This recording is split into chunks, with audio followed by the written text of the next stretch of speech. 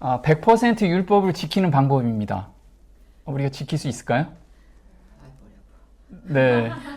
100% 지킬 수 없다라는 생각을 가지고 있기 때문에 지킬 수가 없어요. 근데 이 구제로 어떤 이야기가 나오냐면 율법은 지키는 것이 아니라 성취되는 것이다. 이렇게 써 있어요. 이거 누가 이야기한 거냐면 종교 개혁자인 루터가 본인이 율법을 지키기 위해서 정말 고행을 엄청나게 했는데 결국은 율법을 지킬 수가 없더라. 그런데 루터가 로마서를 깨달으면서 율법은 지키는 것이 아니라 성취되는 것이구나. 이걸 깨달았어요.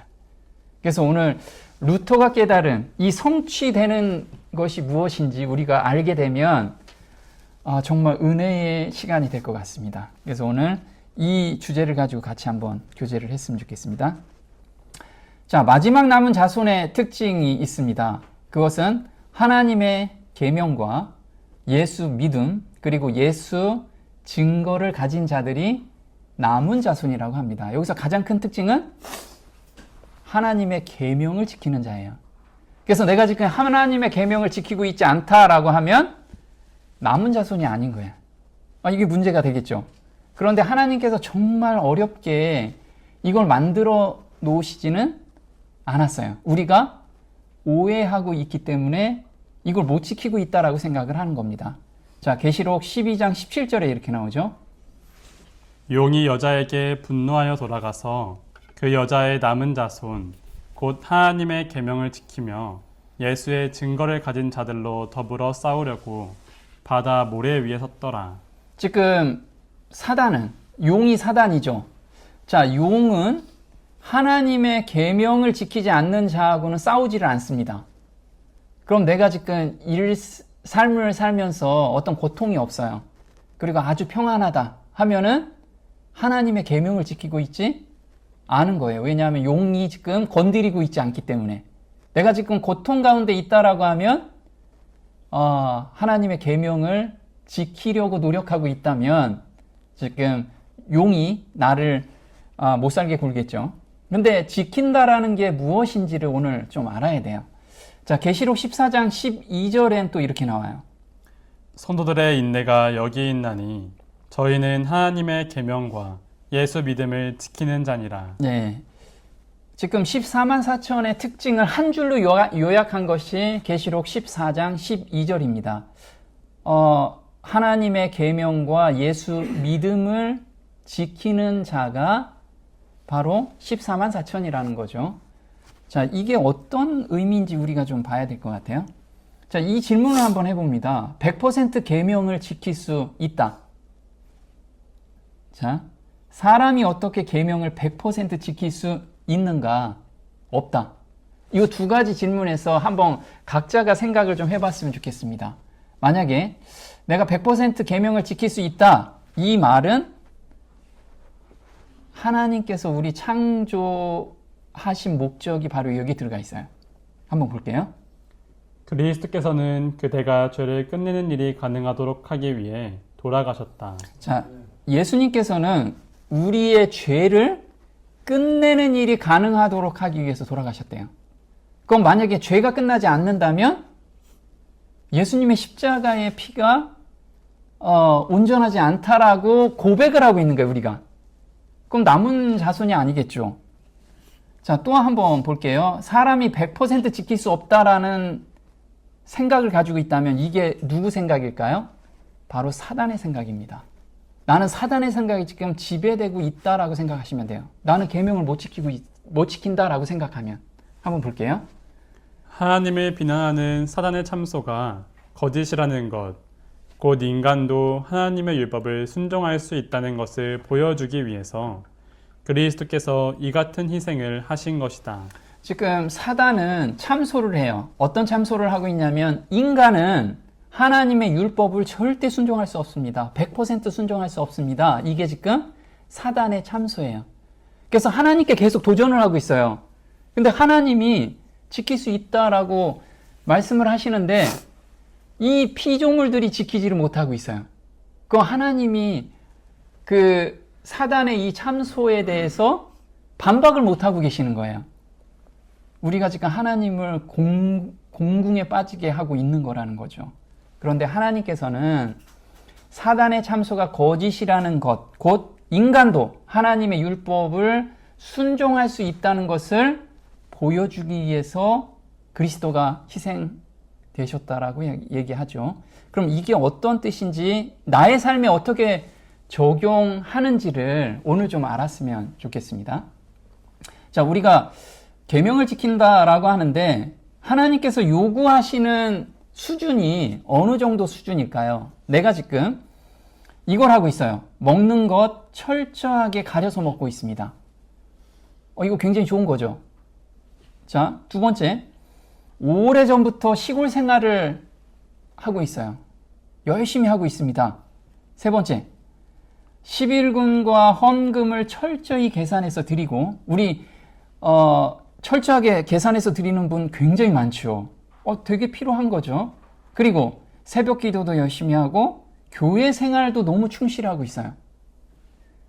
자, 그 다음에 안식일을 기억하여 거룩히 지키라고 하셨으니 목숨을 걸고 지키고 있습니다. 이거 다 좋은 건가요? 굉장히 좋죠. 근데 하나님께서 원하시는 게 이 정도 수준일까요? 자, 우리가 지금 여기에 내가 어느 정도 지키고 만족하고 있다라고 하면 하나님이 원하는 수준이 이 수준이 아니라는 거예요. 우리는 착각하고 있다라는 거죠. 자, 우리가 신앙생활이 왜 이렇게 힘들고 어려울까요? 요거는 왜 어렵냐면 내가 지키고 있어서 그래요. 내가. 그래서 왜 그렇게 철저히 지켜야 할까요? 그걸 한번 우리가 계속 질문을 해봤으면 좋겠어요. 자, 말씀에 순종하라고. 말씀에서 그렇게 하라고 했으니까 저 그렇게 하고 있습니다. 이건 누가 지금 주체가 돼서 하는 거예요? 내가. 그러니까 너무 신앙생활이 힘들어요. 근데 이 원인을 한번 또 질문을 해볼게요. 왜 순종하려고 하는가? 왜? 순종 안 하면 안 돼요? 이 질문을 한번 해보자고. 왜 순종하려고 하냐? 그 마음에 뭐가 있기 때문에? 천국을 가려고 하는 거냐? 지옥불에 멸망하기가 싫고 무서워서 그런 거냐? 우리가 한번 솔직히 답변을 해보자는 거예요. 각자가. 만약에 지옥도 없고 벌도 없고 아무것도 없다라고 하면 이렇게 고행을 하겠느냐? 이걸 한번 질문을 해보는 거예요. 근데 그런 것이 없어도 제가 예수님의 사랑에 끌려서 한다. 이런 사람들만이 하나님께서 원하시는 수준을 말하는 거예요. 자, 예수님께서 이런 말씀을 하세요. 마태복음 11장 30절에 내 멍에는 쉽고 내 짐은 가볍다. 그럼 내가 지금 신앙생활에서 힘들고 매일같이 찐 누르는 무엇인가가 있다라고 하면 예수님의 멍에가 아니고 누구 멍에를 지고 있어요? 내가 내 멍에를 지금 지고 있다라는 거예요. 그래서 쉽고 가볍지 않다면 내가 하고 있고 무서워서 하고 있는 것이거나 습관적으로 우리가 기복신앙에 이걸 해야지 복 받을 것 같거든. 이거 해야지만 벌 안 받을 것 같고 이것 때문에 내가 신앙생활을 하고 있지 않은지를 한번 봤으면 좋겠어요. 그런데 마지막 교회는 대다수가 여기에 빠져 있다라고 예언이 돼 있어요. 우리가 계시록 3장 17절에 이렇게 나오죠.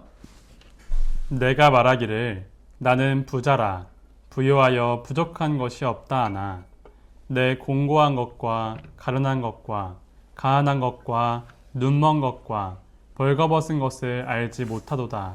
지금 나는 철저하게 시골 생활하고요. 철저하게 먹을 거 가리고요. 11금 잘 내고 안식을 잘 지켰어요. 요게 어느 정도 수준이냐면 나는 부자라 부요하여 부족한 것이 없다라고 이야기를 하고 있는 거예요.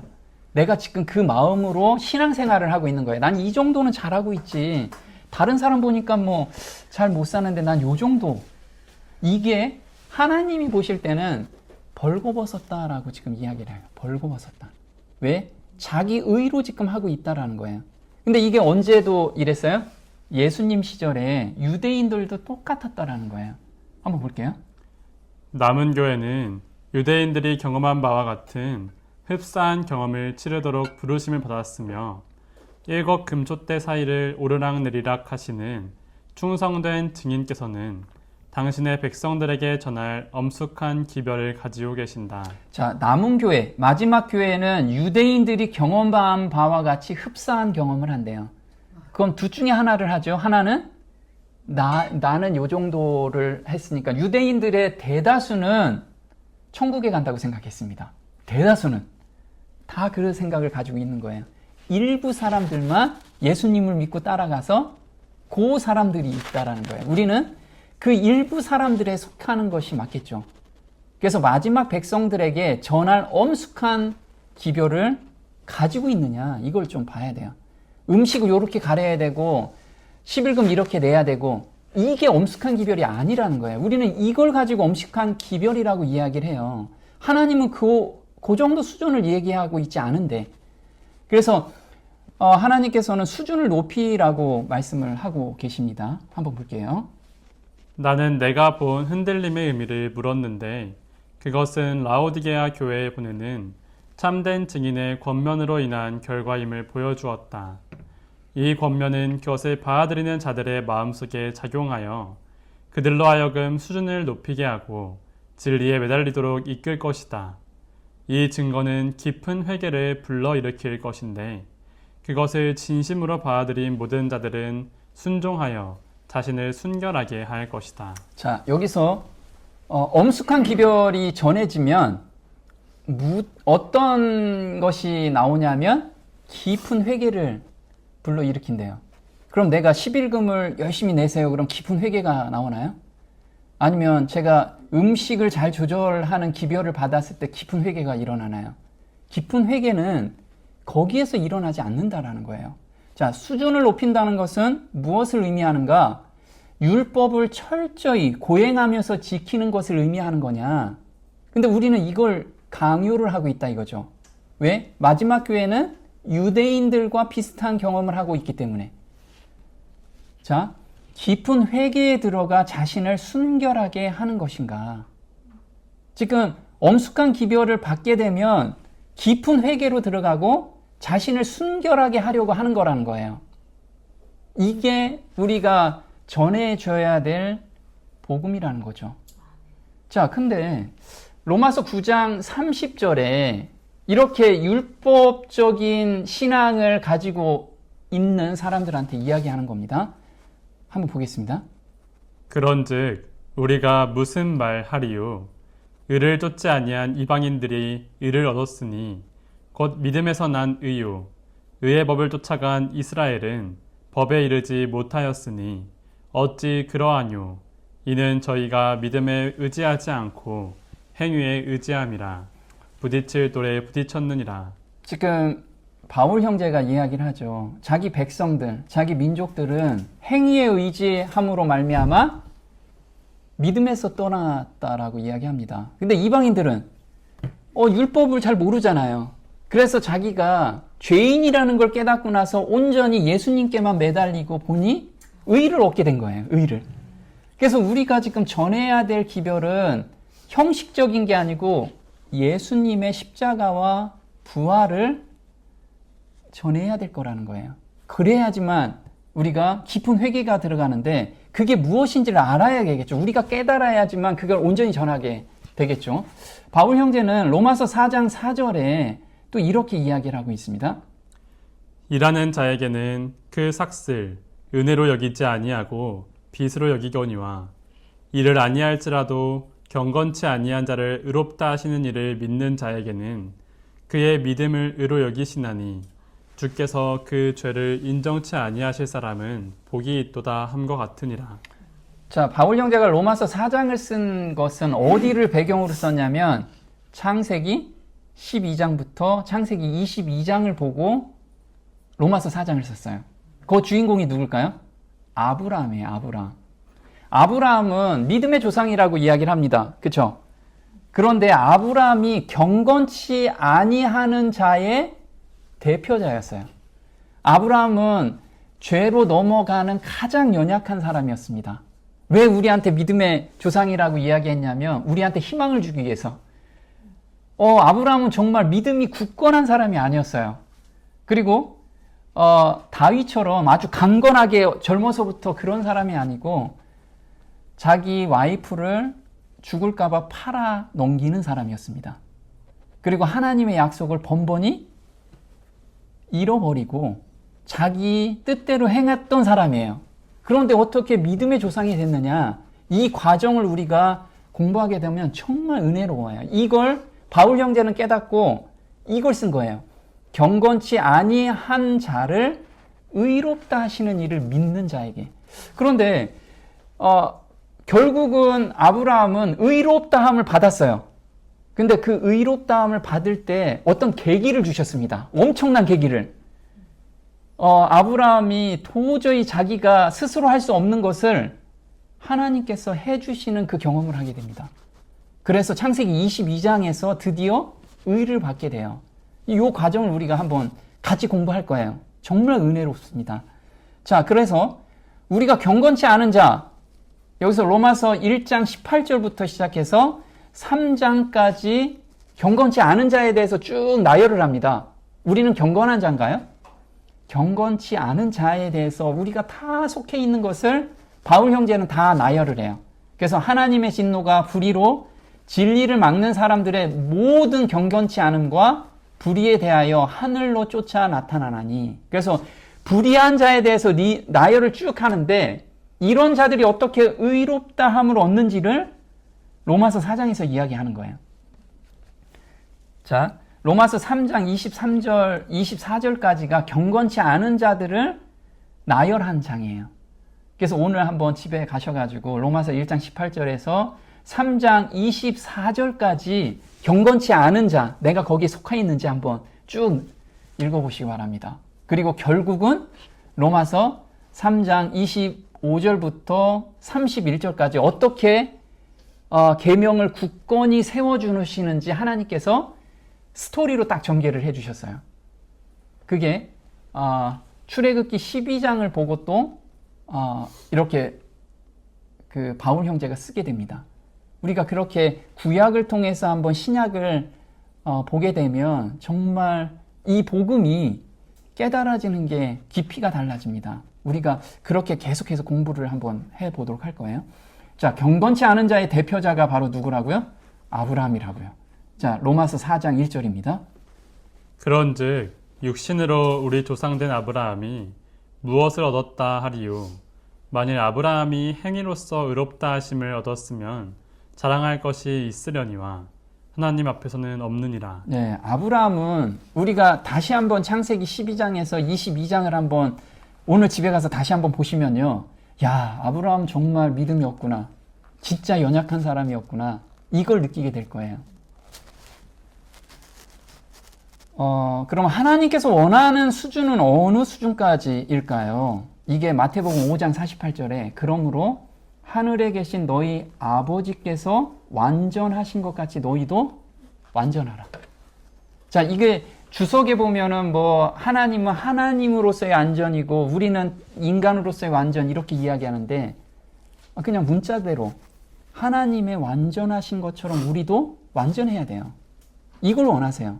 이 수준까지 원하신다고요. 누가복음 6장 36절에 같은 구절을 누가는 이런 관점에서 썼어요. 너희 아버지의 자비하심 같이 너희도 자비하라. 자비롭게 우리가 누구를 용서해 주는 만큼 하나님이 용서해 주는 만큼 우리도 용서해 달라요. 용서해 주라 이거죠. 자, 이게 우리로서는 불가능한 일이죠. 근데 하나님은 하실 수 있다라는 거예요. 하나님 수준으로 우리를 끌어올리는 것이 하나님의 계획이에요. 그냥 인간에서의 수준에서 너 요 정도 하면 됐지 그 정도 수준이 아니라는 거예요. 우리는 정말 우리 기준에서 하나님을 너무 하나님의 눈높이를 너무 낮춰놓고 있다라는 거죠. 자, 여기서 완전하다라는 것 한번 볼게요.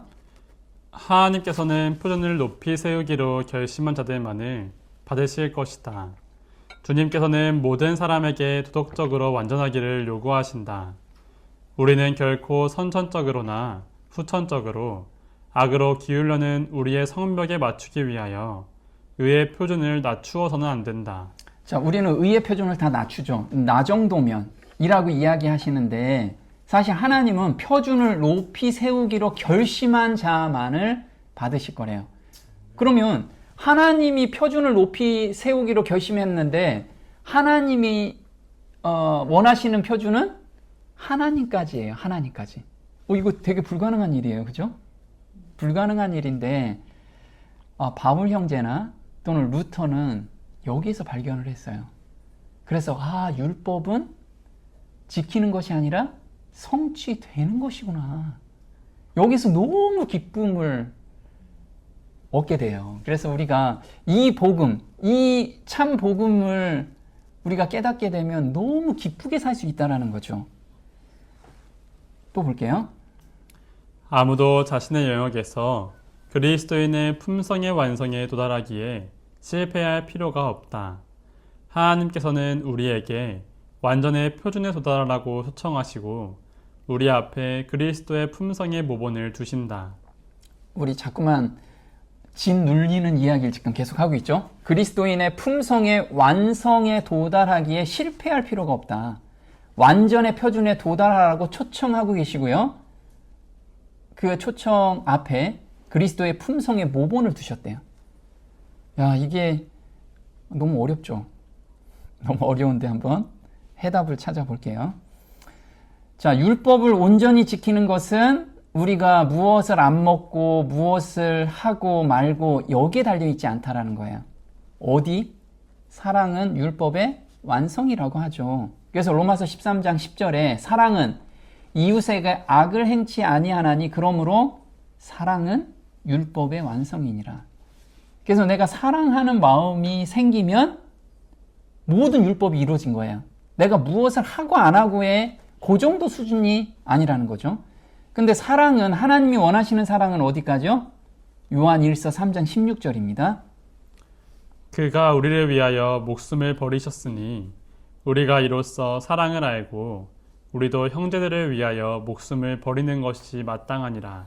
자, 제가 저희 자식들을 위해서는 목숨을 바칠 그런 부모의 마음은 있어요. 근데 제가 모르는 남을 위해서 목숨을 버리라고 하면 버리지 못할 것 같아. 그럼 제가 사랑이 있는 건가요? 사랑이 없어요. 사람으로서는 이게 불가능해요. 근데 그걸 우리가 인정하라는 거예요. 인정. 자, 요한복음 14장 21절에 또 이렇게 이야기하죠. 나의 계명을 가지고 지키는 자라야 나를 사랑하는 자니 나를 사랑하는 자는 내 아버지께 사랑을 받을 것이요 나도 그를 사랑하여 그에게 나를 나타내리라. 자, 보면 나의 계명을 지키는 자인데 이 계명을 지키는 자는 나의 사랑을 나타내는 자예요. 사랑을 간직하고 있는 자. 이게 불가능한데 해법을 또 이렇게 다 풀어 주셨습니다. 자, 계명을 지키는 방법에 대해서 요한복음, 요한 1, 2, 3서, 계시록에서 해답을 썼어요. 자, 요한은 참 재밌는 게요. 계시록에는 계명을 지키라라고 이야기하죠. 근데 그 계명을 지키라는 것은 요한복음부터 요한 1, 2, 3서에서 계명을 지키는 방법을 다 풀이해놨어요.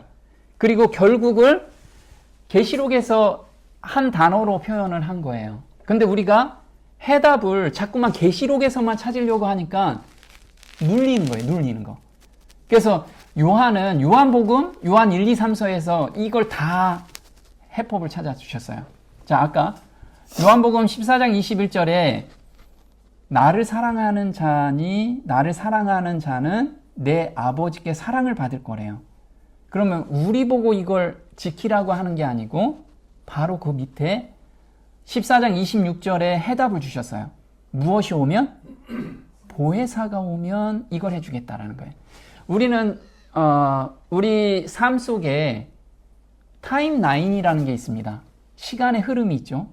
어린아이한테 너 돈 벌어 와 라고 하면 어린아이는 저 못 벌어 와요. 그걸 받아들일 수가 없죠.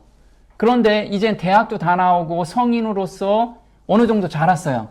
그럼 돈 벌어 와 하면은 벌어올 능력이 된다는 게 이게 타임라인이라는 거예요. 근데 우리는 믿음에 있어서는 내가 이젠 어린아이인데 자꾸만 이걸 지키려고 해요. 돈을 벌어오려고만 생각한다고.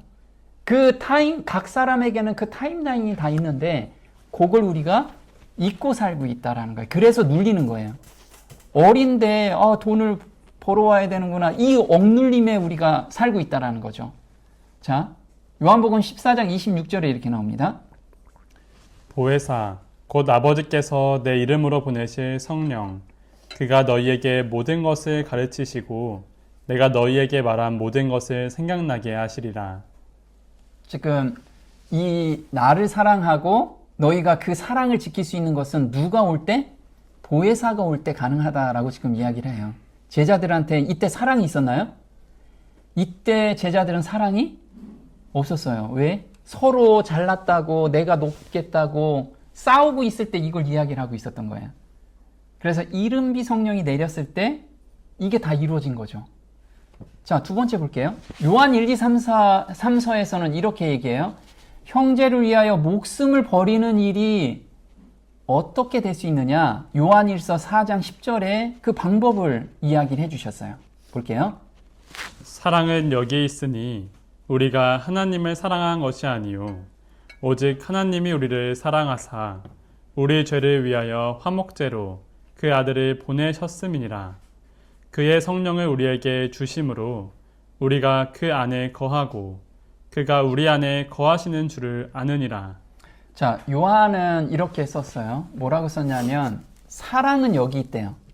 그래서 목숨을 버리는 사랑이 언제 나타나냐면 우리 죄를 위하여 화목제로 그 아들을 보내신 것을 우리가 믿을 때 그때 뭐가 온대요? 성령이 온대요. 성령이. 그래서 우리가 십자가와 화목제물은 우리가 시은좌, 지성소에 있는 시은좌라고 말씀을 드렸죠. 그래서 우리가 죄의 도말함, 온전한 용서함의 경험을 받는 자들한테는 성령이 임하신대요. 이걸 갈구하면 우리가 지키는 게 아니고 지켜지게 해주신다라는 거예요. 자, 또 볼게요. 계시록에 자, 하나님의 계명과 예수 믿음을 지키는 자인데 14장에는 그 해답을 주셨어요. 한번 14장 1절 볼게요. 또 내가 보니 어린 양이 시온산에 섰고 그와 함께 14만 4천이 섰는데 이 사람들은 여자로 더불어 더럽히지 아니하고 정절이 있는 자라. 어린 양이 어디로 인도하든지 따라가는 자며 사람 가운데서 구속을 받아 처음 익은 열매로 하나님과 어린 양에게 속한 자들이니. 여기서 보면 계명을 지키는 자는 미리 이야기를 했어요. 14만 4천인인데 이 사람들은 누구와 함께 있나요? 어린 양과 함께 있대요. 자기가 지키는 게 아니고 누가 지키게 해줘요? 어린 양이.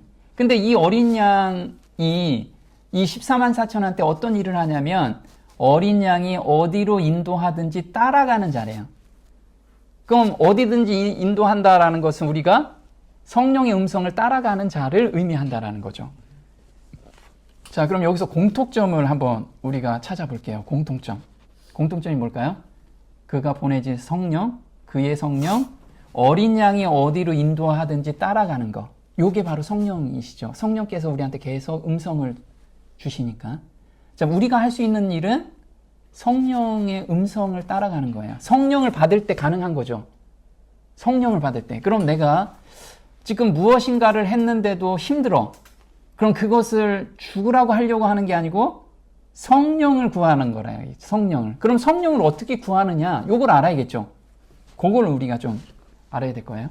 자, 구속을 받는다라는 것은 출애굽기 12장 26절에 이렇게 나옵니다. 이후에 너희 자녀가 묻기를 이 예식이 무슨 뜻이냐 하거든 너희는 이르기를 이는 여호와의 유월절 제사라. 여호와께서 애굽 사람을 치실 때에 애굽에 있는 이스라엘 자손의 집을 넘으사 우리의 집을 구원하셨느니라 하라 하매 백성이 머리 숙여 경배하니라. 자, 여기서 구속이라는 것은 구원하고 같아요. 구원하고. 근데 이 구원의 경험을 가지고 있는 자들은 경배가 절로 나온대요. 경배가. 그럼 우리가 계시록 첫 번째 천사가 있죠. 계시록 14장 6절에 첫째 천사의 기별이 있습니다. 첫째 천사의 기별에서 하늘과 땅과 바다와 물들의 근원을 만드신 이를 경배하라. 이렇게 경배가 나와요. 근데 안식일을 지키는 것이 경배한다라고 우리가 이야기하죠. 억지로 지키면 하나님께서 받으실 수가 없어요. 근데 이런 자들은 어떨 때 경배가 나오냐면 내가 죄에서 벗어나는 경험을 한 자가 자연스럽게 경배가 나온다라는 거예요. 그래서 그가 한번 요 심판하실 때, 이게 애굽 사람을 치실 때가 심판하실 때예요. 애굽 사람을 치실 때 집에 넘어간다. 요게 우리가 구원을 받았다. 그 다음에 구속함을 받았다라고 이야기를 하죠. 자, 경배하라 라는 건 계시록 14장 2절 한번 볼게요. 내가 하늘에서 나는 소리를 들으니 많은 물소리도 같고 큰 뇌성도 같은데 내게 들리는 소리는 검은 고 타는 자들의 그 검은 고 타는 것 같더라. 저희가 보좌와 내 생물과 장로들 앞에서 새 노래를 부르니 땅에서 구속함을 얻은 14만 4천인 밖에는 능히 이 노래를 배울 자가 없더라. 자, 여기서 경배하는 자들이 어떤 자들이 경배를 하냐면요. 계시록 14장 2절에 하늘에서 나는 소리가 있는데 큰 뇌성도 같고 그 다음에 물소리도 같대요. 뇌성이 막 치면은 우리가 막 기뻐지나요? 무섭죠. 이게 굉장히 무서운 거예요. 그런데 14만 4천은 그 다음 구절에 뭐라고 써 있냐면 검은 고 타는 자들의 그 검은 고 타는 것 같더라. 그 소리가 뭐 같대요? 검은 고 타는 소리 같대요. 검은 고. 검은 고 타는 건 어때요? 너무 기쁜 거죠. 그래서 구속함을 받는 자들은 이렇게 기쁜 노래를 부를 수 있다라는 거예요. 구속함을 받는 거. 그럼 내가 오늘 죄에서 온전하게 용서함의 경험을 받고 있는 자들은 경배가 절로 나온다라는 거예요. 이게 첫째 천사의 기별을 우리가 삶에서 경험하고 있는 자들이라는 거죠. 자, 보면요. 경배하는 이유는 계명을 철저히 지켜서 경배가 되는 거냐, 아니면 대신 죽은 어린 양을 보았을 때 감사함으로 나오는 거냐. 자, 우리가 안식일을 기억하여 철저히 지켜라. 그걸 우리 계시록 14장에 이야기를 하고 있어요. 14장 6절.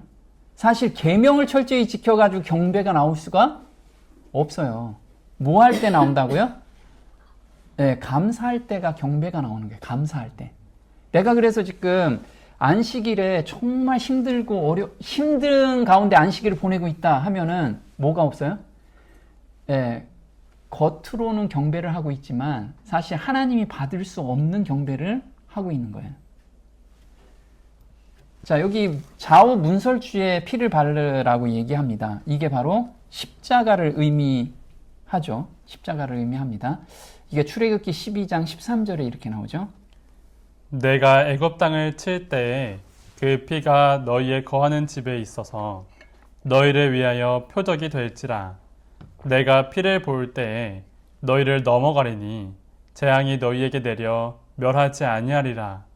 너희는 우슬초 묶음을 취하여 그릇에 담은 피에 적시어서 그 피를 문 임방과 좌우 설주에 뿌리고 아침까지 한 사람도 자기 집 문 밖에 나가지 말라.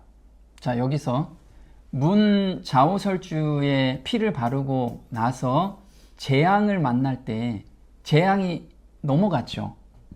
그럼 여기에서 재앙이 넘어가는 유일한 방법은 뭐예요? 피를 바르는 거예요. 십자가밖에 없다라는 거죠. 이것을 우리한테 표로 주셨어요. 표. 인으로 주셨다라는 거예요. 이 인이 우리가 찍혀 있는 자만이 구원을 받을 수가 있어요. 자, 근데 여기서 보면요. 한 가지 질문을 보면 집안에 있던 사람들은 죄가 없었나요? 네. 자, 천사들이 집 안에 들어가서 너 죄 있나 없나 요거 살펴보고 죄 있는 사람은 죽이고 죄 없는 사람은 살렸나요? 아니에요. 문 밖에 이 피가 있으면 죄가 있어도 대부분 다 죄가 있었어요. 넘어갔다라고요.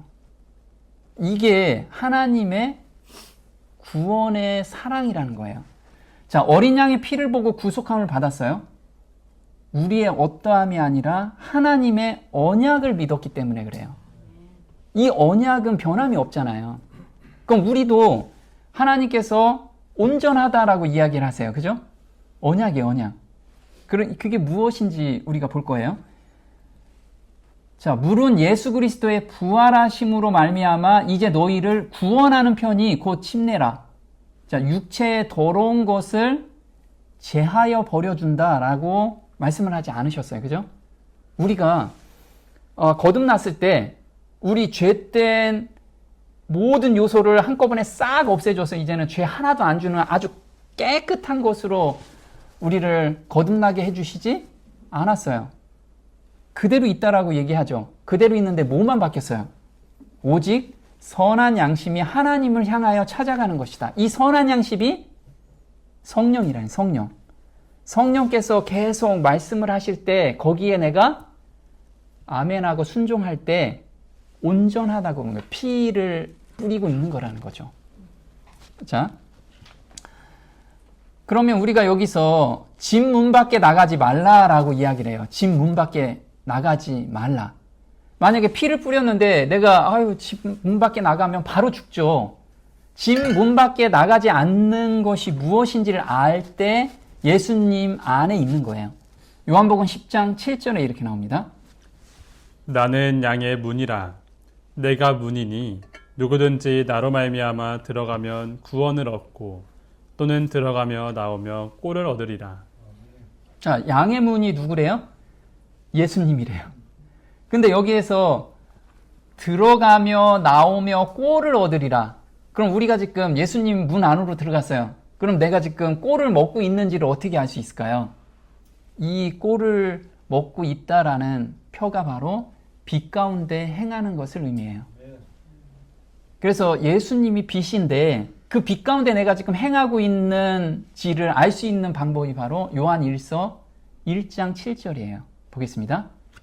저가 빛 가운데 계신 것 같이 우리도 빛 가운데 행하면 우리가 서로 사귐이 있고 그 아들 예수의 피가 우리를 모든 죄에서 깨끗하게 하실 것이요 만일 우리가 우리 죄를 자백하면 저는 미쁘시고 의로우사 우리 죄를 사하시며 모든 불의에서 우리를 깨끗게 하실 것이요.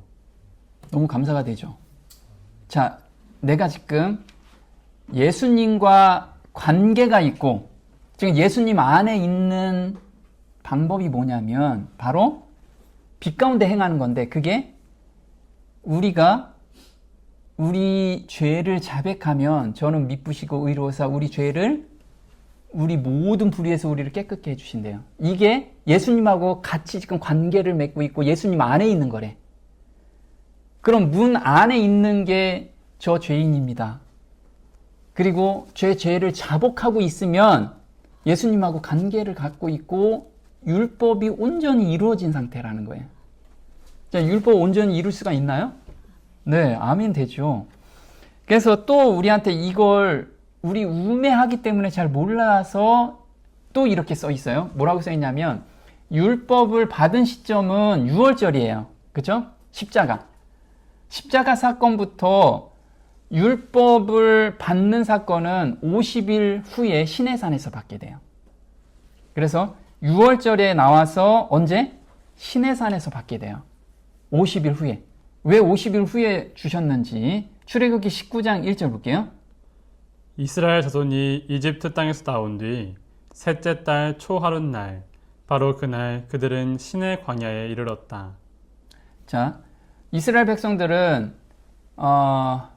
우리 1월 15일 날 나와서 3월 1일 날 시내 광야에서 도착했어요.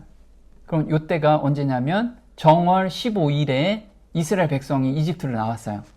그럼 요 기간이 며칠이에요? 46일. 맞나요? 자, 한 달을 30일로 계산을 하죠. 한 달을 30일로 계산하면 30일 플러스 정월 15일이니까 15일. 그러면 45일이죠. 그러면 셋째 달 하루니까 3월 1일이니까 플러스 1 하면 46일입니다. 그러면 50일째가 어떻게 되냐면 출애굽기 19장 11절에 이렇게 나오죠. 예비하여 3일을 기다렸다가 3일째 올라오라고 이야기를 해요. 그럼 플러스 3일이 되죠. 그럼 49일이 됩니다. 그럼 하루가 빠지죠. 그래서 이스라엘 백성들이 이제 그 말씀을 들으려고 하나님 앞에 나왔는데 천둥과 번개와 우레가 있으니까 이스라엘 백성들이 너무 무서운 거야. 그래서 하나님 저희 못 듣겠습니다. 모세만 듣게 해주세요. 그리고 모세가 저희한테 전달해 주세요. 그래서 하루를 더 머무르게 하루를 지나서 모세만 갑니다. 그래서 이게 플러스 하루가 되죠. 그래서 50일째 뭐를 받아요? 예, 율법을 받습니다. 근데 우리가 50일째 뭐가 내리죠? 이른비 성령이 내리죠. 그래서 율법을 온전히 지킬 수 있는 것은 무엇이 내릴 때? 성령이 임할 때 된다라는 예표를 이때 주신 거예요. 그래서 출애굽기 19장 16절에는 제3일 아침에 올라가려고 보니까 모든 백성이 다 떨어서 저희 못 받겠어요 이야기를 하니까 하나님께서 모세 너만 올라와라 이래서 받게 된 거예요. 우리가 이 예표를 하나님께서는 너희들이 할 수 없으니까 내가 해줄게 라고 하는 거예요. 그래서 탈무드에는 이 날을 무슨 날이라고 하냐면 바로 출애굽한 지 50일째 되는 날 우리가 율법 토라를 받았다 이렇게 얘기를 하고 있어요. 그래서 성령이 임할 때 율법을 온전히 성취시켜 주겠다는 하나님의 약속이 여기에 있습니다. 자, 고린도후서 3장 3절에 육의 신비에 썼다라고 얘기하죠. 보겠습니다. 너희는 우리로 말미암아 나타난 그리스도의 편지니 이는 먹으로 쓴 것이 아니요 오직 살아계신 하나님의 영으로 한 것이며 또 돌비에 쓴 것이 아니요 오직 육의 신비에 한 것이라. 자, 이때 시내산에서 율법을 주었을 때는 돌비에 썼지만 이제 너희의 때 성령이 임할 때는 내가 육의 신비에 육의 마음판에 새겨줄게 요걸 이야기를 하고 있어요. 이게 충만히 부어질 때 온전히 성취가 되는 거예요. 우리가 늦은 비 내릴 때. 그럼 지금 우리가 마음에서 온전한 용서의 경험을 간구하고 사는 사람들은 하나님께서 여기까지 무조건 인도하신다는 거예요. 그게 하나님의 약속이라는 거예요. 그걸 믿는 자가 믿음이 있다라고 얘기하는 거예요. 하나님이 온전히 본다라는 거예요. 온전히 본다. 율법이 이루어졌다라고 말씀을 하시는 거예요. 우리가 무엇인가를 막 해서가 아니라는 거죠. 자, 에스겔서 36장 23절입니다. 열국 가운데서 더럽힘을 받은 이름 곧 너희가 그들 중에서 더럽힌 나의 큰 이름을 내가 거룩하게 할지라.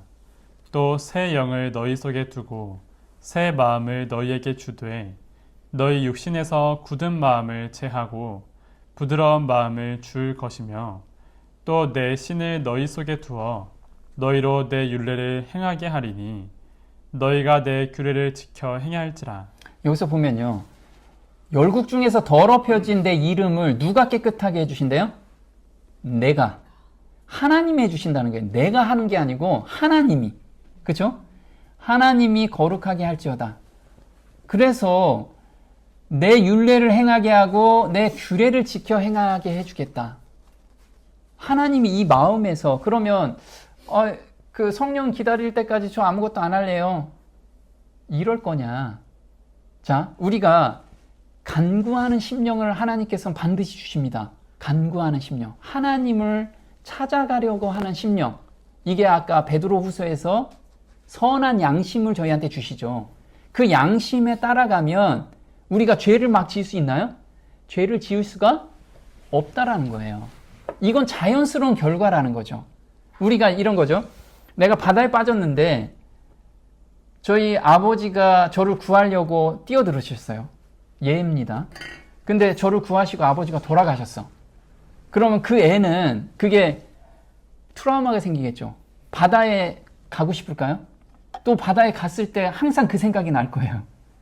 그와 마찬가지로 우리가 죄에 대해서 한번 죽는 경험을 하게 되면 그 죄가 자꾸만 빠지고 싶은 생각이 없어요. 이게 트라우마가 걸린다라는 거예요. 트라우마가. 나를 통해서 예수님께서 십자가에 못 박히는 그 생생한 경험을 한 번이라도 하게 된다면 죄가 정말 싫어지는 그 마음을 우리한테 심어주신다라는 거. 이게 창세기 3장 15절에 너희가 죄를 싫어하는 마음을 하나님께서 주신다는 그 약속이 우리한테 반드시 이루어주신다라는 거예요. 계명을 지킨다라고 얘기하면서 또 사랑을 한다라고 얘기하면서 죄는 너무 즐겁게 지낸다라고 쫓아간다라고 얘기하면 온전한 사랑을 경험하지 못한 내용이라는 거예요. 그래서 이 경험을 한 바울 형제나 이 경험을 한 루터는 율법은 지키는 게 아니라 성취되는 거구나. 내가 그냥 싫어지는구나. 이것을 경험하라고 우리한테 주신 기별이라는 거죠. 자, 바울 형제는 율법을 완성시키는 방법을 제시했는데요. 로마서의 핵심은 로마서 1장 5절에 이렇게 나와요. 그로 말미암아 우리가 은혜와 사도의 직분을 받아 그 이름을 위하여 모든 이방인 중에 뭐 하래요? 믿어 순종케 하나니. 믿는 자는 순종이 자연스러운 결과라는 거예요. 이게 죄에 대해서 내가 트라우마가 생기는 그 마음으로 변화시켜 준다는 거예요. 그 마음이 변화가 되기 전까지 매달리라는 거예요. 내가 억지로 하지 말고. 로마서 16장 26절, 로마서 1장 5절은 로마서를 시작하는 거고 16장 26절은 로마서를 마무리할 때도 똑같은 이야기를 해요. 한번 볼게요. 이전에 나타내신 바 되었으며 영원하신 하나님의 명을 좇아 선지자들의 글로 말미암아 모든 민족으로 믿어 순종케 하시려고 알게 하신 바로 그 비밀의 계시를 좇아 된 것이니 이 복음으로 너희를 능히 경고케 하실. 보면요, 선지자들의 글, 바울 형제는 선지자들의 글을, 모세와 선지자들의 글을 보면서 이걸 깨달았는데 믿어 순종케 하는데 이게 비밀이라는 거예요. 그 비밀이 뭘까요? 바로 앞단에 로마서 1장 2절에 이 비밀을 이야기를 했어요. 믿어 순종케 하는 비밀이 무엇인가 볼게요. 이 복음은 하나님이 선지자들로 말미암아 그의 아들에 관하여 성경에 미리 약속하신 것이라. 이 아들로 말하면 육신으로는 다윗의 혈통에서 나셨고 성결의 영으로는 죽은 가운데서 부활하여 능력으로 하나님의 아들로 인정되셨으니 곧 우리 주 예수 그리스도시니라. 보면 이 복음은 우리가 믿어 순종케 해주는 비밀은 성결의 영으로서 죽은 가운데서 부활하여 능력으로 하나님의 아들로 인정된 게 누구죠? 예수님이에요. 그죠? 근데 그 능력이 예수 믿는 자들한테도 그대로 간다라는 거예요. 그래서 우리도 똑같이 하나님의 아들로 인정된다라는 거예요. 이게 비밀이라는 거예요. 그럼 우리가 순종케 되는 것은 성결의 영을 받을 때 순종케 된다라는 거예요. 그래서 이 순종케 된다라는 것을 로마서 3장에서 뭐라고 쓰냐면 그의 피로 인해서 믿음으로 말미암아 화목제물, 이게 계속 얘기하고 있죠. 그의 피가 십자가고 화목제물이 씌은 자라고 말씀드렸죠. 그래서 십자가와 씌은 자의 경험을 오늘 하고 있는 자한테 결과적으로 뭐가 나오냐면 율법을 굳게 세우는 결과가 나온다는 거예요. 자, 율법을 굳게 세운다라는 것은 율법이 마음판에 온전히 새겨지는 사건을 의미해요. 이게 이른 비하고 늦은 비를 통하여 능력이 나한테 임한 거. 아까 능력이라는 게 뭘까요? 앉은 자를 살리는 그 능력이 아니고 죄를 넉넉히 이기는, 그리고 죄를 너무 싫어하는 트라우마가 생기는 그 마음으로 바꿔주신다는 거예요. 너무 감사가 되지 않나요? 전 이런 경험으로 우리가 다 들어갔으면, 저도 매일 이 경험으로 들어가기를 매일 간구를 합니다. 자, 이 베드로도 똑같은 이야기를 해요. 자, 베드로 형제가 베드로 전서, 베드로 후서의 핵심이 베드로후서 3장에 써 있어요. 볼게요. 우리는 그의 약속대로 의에 거하는 바 새 하늘과 새 땅을 바라보도다. 그러므로 사랑하는 자들아, 너희가 이것을 바라보나니 주 앞에서 점도 없고 흠도 없이 평강 가운데서 나타나기를 힘쓰라. 자, 베드로후서가 마무리를 어떻게 하시냐면요, 우리 보고 점도 없고 흠도 없게 서기를 원한대요. 점과 흠이 없다라는 건 뭐죠? 율법을 온전히 이루는 거잖아요. 근데 이 율법을 이루는 방법은 베드로후서 1장 3절에 그의 신기한 능력으로 이게 가능하다는 거예요. 신기한 능력. 이게 뭐래요? 성령에 의해서. 이때 이른비 성령으로 통해서 우리한테 신의 성품에 참여하게 해주신다는 거예요. 그래서 성령이 임하시면 뭐까지 간다? 믿음부터 시작해서 사랑까지 하나님께서 키워주신다는 거예요. 그래서 이걸 잊지 않기 위해서 이걸 내가 쓴다. 이게 베드로 후서의 핵심입니다. 지금 내가 영원한 나라를 넉넉히 들어가는 건데 들어가는 것을 너희한테 알려주고 싶은데 그의 신기한 능력을 통해서 너희가 점도 없고 흠도 없이 설 수 있다. 이것을 믿어라라는 거예요. 우리가 이 믿음 가운데 모두 들어갔으면 좋겠습니다. 오늘 여기까지 하겠습니다.